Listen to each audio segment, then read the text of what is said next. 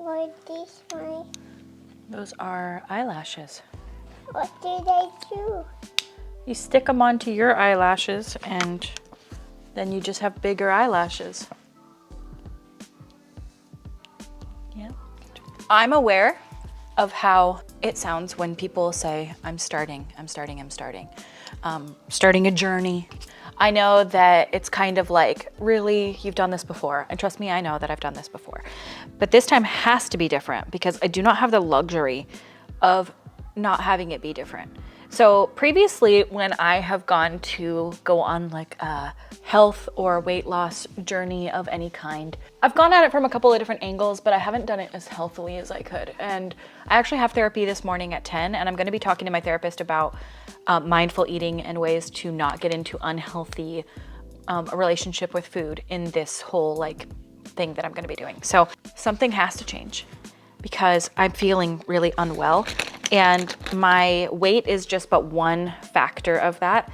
I have been feeling very tired, headache. I've been having a headache every day for the last week straight. No matter what I do, I have a headache. Like, it's just unrelenting. It's really bad. I don't normally, so I have a headache disorder where I get cluster headaches, and those are not typical headaches. They only happen right here behind the left eye and in the back of my neck.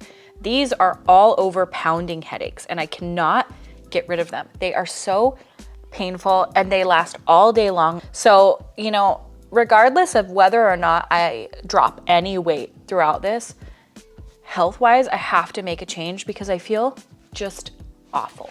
I feel awful. I have a headache all the time. I feel tired constantly. My mobility is starting to lower because I'm just struggling to, like, I'm not exercising. I do stuff around our yard. You know, we have a lot of land here. And so I'm always outside taking care of chickens, gardening, stuff like that. But even with those things, it's not very physical. Like, it is more physical than I think like most people's like house lives are, but it's not very physical in that I kind of just can like putz around and do little things here and there. I need to be physically active because I am starting to lose the ability to be physically active, which is crazy. So I'm gonna tell you guys kind of what I have been experiencing as far as symptoms, as far as why I wanna make these changes. TLDR, PCOS, insulin resistance.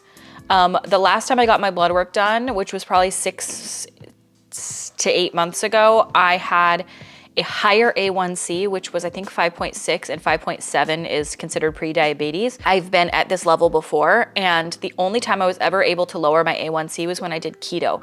I've done keto in the past and I really liked the way that I felt, but I don't like the way that I did it. I don't feel like I did it in a healthy way. I feel like there's a healthy way to do keto and there's an unhealthy way. And I did do some of each, but I was like kind of relying a lot on low carb tortillas and a lot of cheese and things like that. Whereas I feel like you need to lean more on like the protein veggie side of things. So that's kind of where I'm gonna go this time around, but I'll get to that in a minute. I have PCOS, I have insulin resistance. I have, I'm on Lexapro right now, 10 milligrams for mental illness. I do therapy twice a week. I do EMDR therapy on Tuesdays, trying to like bring my nervous system down from like past traumas that I have that I don't even talk about on YouTube. Also, I do regular talk therapy. I have my therapy actually today in 15 minutes. Talk through issues, you know? Deal with pretty significant brain fog on the everyday, and brain fog is putting it lightly. I cannot concentrate on a conversation. Some days I think I have like ADHD or something because it's so bad. Like, I literally cannot concentrate on a conversation that somebody's having with me. If the topic doesn't fully interest me, my brain just completely checks out and I'm like, I'm not even there. I don't know what has happened to me, but recently it's gotten to the point where it's so bad that I can't even almost participate in conversations. Like, I'm there, I can like nod along and be like, oh, it's crazy, but I'm not like able to form a thought that's like really strong, or like even sitting here talking right now, it's almost like my brain can't connect with the thoughts that I'm putting out. I don't really like, I'm not present. I don't feel present in the conversations that I'm having. It's a very odd sensation. The only thing I can liken it to is like dissociation, where you're like, I'm here, but I'm not here type of a thing. And it's really, really uncomfortable. I can't live like this anymore. It's like really, really debilitating me to the point of like being super frustrated. And yeah, like my brain is just not firing on all cylinders, if you catch my drift. My body is just telling me, you need to make a change. It's not even like feasible for me not to anymore. It's dire. It is dire. That is the biggest one for me, is that I have a really hard time being present, like extremely, extremely, extremely hard time being present. I am always kind of just, my brain is just off somewhere else. Like, what is it doing? I don't even know. Not paying attention though. Just having a really hard time focusing, a hard time concentrating, a hard time with like getting started on things. And I think that a lot of that has to do with just absolutely how shitty I'm eating. I don't exercise. I'm not making excuses either. There's no excuses to be made here. This is all me and my own lack of action in regards to taking control of my health. I have in the past taken really big control of my health and I felt so much better. But after having my son in 2020, I have just absolutely gone downhill. And I made a video recently where I talked about how after we had a big family tragedy in August, I've been emotionally eating. And now that's not even satisfying me anymore. Like, food isn't even giving me what I need emotionally. So it's time to make a change. So here's that's some of the main things that I've been dealing with as far as everything goes. Like, I just don't feel well. And I feel like I'm living suboptimally because of my weight and my eating habits. I've been eating whatever I want, whenever I want. Let's just put it that way. If you're like, what have you been eating? Everything, and lots of it. And I can't do that because, like I said, I have PCOS. So weight on me just piles on and it's very difficult to get it off. When you have insulin resistance, it is a known fact that it is just extremely difficult to lose weight. I've tried metformin in the past. It gave me extreme anxiety. I don't know, it was just like a weird side effect of metformin for me that I just did not feel well on it. So I'm not gonna be doing that again. I'm gonna be doing it all on my own without medication. I would love to get off of my antidepressants, not because I have any stigma around them, but because I feel sometimes like they are contributing to almost like this dullness that I experience. So I don't know, we'll see how that goes. But I am right now on 10 milligrams Lexapro and don't see myself getting off of it right now because, you know, well, I'm not like where I want to be mentally. Still doing all that. Ultimately, what I would hope is that I am able to just feel better the more that I go with this. So I have gained, like, probably in the last few years, 40 pounds. Yeah, 40 pounds. That's really fun to say. And it's mostly because I've talked to you guys about this, but I have an anxiety disorder. Typically when I'm feeling anxious, I don't want to eat. And so I lost a bunch of weight. I got down to like 152 pounds and I'm 5 feet tall. So even that is considered quite overweight for me, which is crazy to say. But I was down to a much healthier weight then. And when I was at that weight, I still didn't feel great about I felt so much better. Mentally, I wasn't in a great spot then, but I also was pretty new to therapy, I was new to medication. I had a lot of work to do and I've done a lot of work since then. Once I started feeling better mentally, I started gaining weight because first of all, antidepressants can make you gain weight. That's just like a known side effect of Lexapro is that you can gain weight. But I'm not blaming this on the medication. I do feel like an insatiable hunger a lot of the time, but a lot of it is down to just in general, I haven't eaten. So I gained a whole bunch of weight since then, since starting antidepressants back in 2021, and since, you know, getting my mental health in a much better spot, and since becoming a mom and just hormonal shifts and all these type of fluctuations, overeating, I've gained 40 pounds. I weigh 193 pounds today.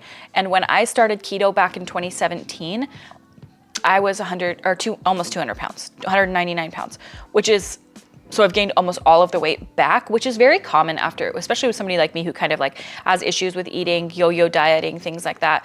I'm not surprised to say that I gained the weight back. I was able to maintain most of the weight loss for about 5 years. And then as soon as my mental health went down, my weight went up, which can happen.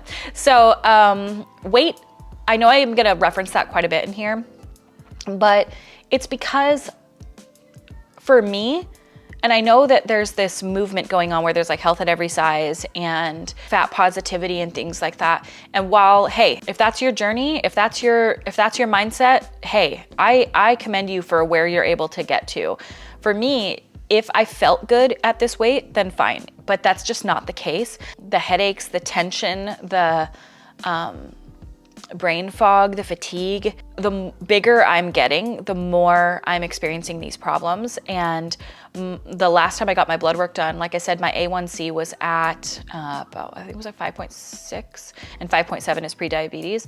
But I also had a higher cholesterol, not like dangerously high, but higher.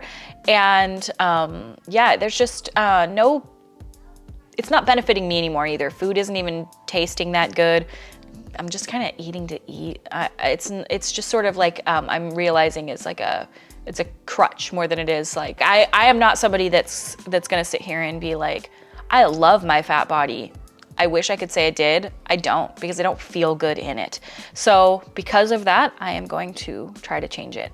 And that is, I wouldn't say rooted in fat phobia, which a lot of people say it is. There's this rhetoric online right now that if you want to intentionally lose weight, then you are fat phobic. I wouldn't say I'm fat phobic. I'm not feeling good phobic. I want to feel good and I don't. And right now I can tell that I'm out of breath literally doing stupid shit, like shit that you should not be out of breath for. When I go to play with my son, I'm like out of energy. I don't have energy, and that is not okay with me. Like, I am not gonna be the mom that doesn't have energy to play with her son. And right now I am becoming that mom, and I don't like it, and I don't wanna be it. Also the pain, you know, I don't wanna live in pain like this. And my body is telling me something. It's inflamed. It doesn't feel well, and I need to listen to that. And so I am listening to that. And so here's what I'm gonna do. So I weighed myself this morning to see where my baseline was and to see where I'm starting out at, 193. So I'm gonna try to weigh myself only once a week. I can tend to want to step on the scale every morning, but I don't want to get into an unhealthy frame of mind. Food-wise, I'm gonna try to keep it simple. Meat, fruit, veggies. I'm gonna maybe eat some dairy here and there, but I'm gonna try to eat whole foods. We have chickens here on our property. I'm going to eat eggs for breakfast. I'm also ordering Factor meals. This is not sponsored by Factor. Hopefully they will want to work with me again in the future because it'd be really cool. But I bought Factor meals myself. They're actually pretty affordable. They have a deal going on right now. This sounds sponsored. I know it does, but it's not, I promise you. They have literally no idea I'm making this. I'll tell you what I got. It's like 16 meals for, I think the deal I got like, I saved $88 on the box. It was like $140 for 16 meals, which I feel like is actually a pretty good deal. I mean, it's like lower carb meals. They're not keto, I don't think. Maybe they are, I'm not sure. I just picked the meals, but they're like proteins and veggies and like really just minimal ingredients, pretty healthy sounding. So I'm really looking forward to eating those meals. And then I have made a deal with myself that I will exercise every day, 20 minutes on the Peloton, or if I don't feel like doing my Peloton, I will go outside and do an hour of physical labor outside. That being scooping out the chicken pen and like working in the garden, like heavy physical labor work, like cleaning the yard, doing like physical labor work. We have a lot of stuff that needs to be done outside. We own, like I said, a ton of property, and so you need to do it. If you don't do it, it gets out of control fast. So that is what I'm gonna do as far as my physical activity goes. I'm gonna try to drink water every day. I drink no water, and you might be like, of course you have headaches.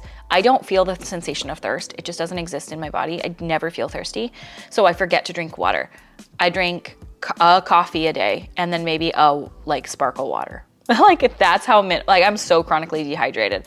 So I'm gonna try to drink the water. This is the biggest one, and this is the thing that I think is going to help my mentality the most of all of this. And I've already implemented it for like the last 2 or 3 days, and it's made a big difference already. So I'm gonna try to stay off social media. Weird that it's my job, so it makes it a little more difficult, but social media is not my job. Creating videos and creating content is my job. But scrolling social media, scrolling TikTok, those things are not helping my lack of attention span, my lack of ability to focus and concentrate, they're only hindering it.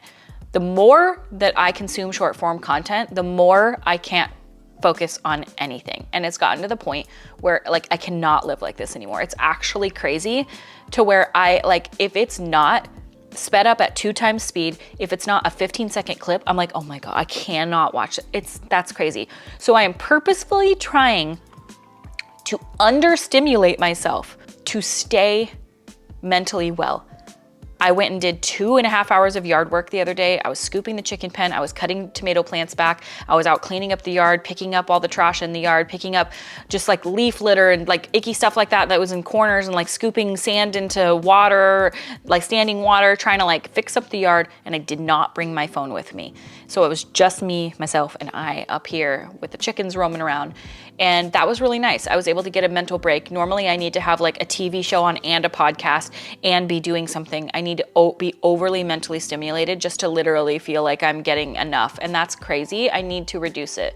We need to go a little bit more Amish here. So that's what I'm doing. RawBeautyKristi. That's kind of the plan. And I want to get physically stronger. I want to get mentally stronger. I want to get mentally tough, because I feel right now that I waver very easily with just the most minor inconvenience. I need to understimulate myself so that I can get back to a place where I'm not just this social media zombie, zoning out, tired, when I go to get up. Like, this is not who I want to be anymore, and I cannot live like this. So I guess today's day one. I don't want to even like day one it. I don't want to like put all this pressure on it. I just want to be like, this is my life now. I'm trying. I know I've done this before, and it's disheartening to say that you've failed in the past. I never failed. I've just kind of wavered. I don't want to waver anymore. So here we go. Day one. Let's do this.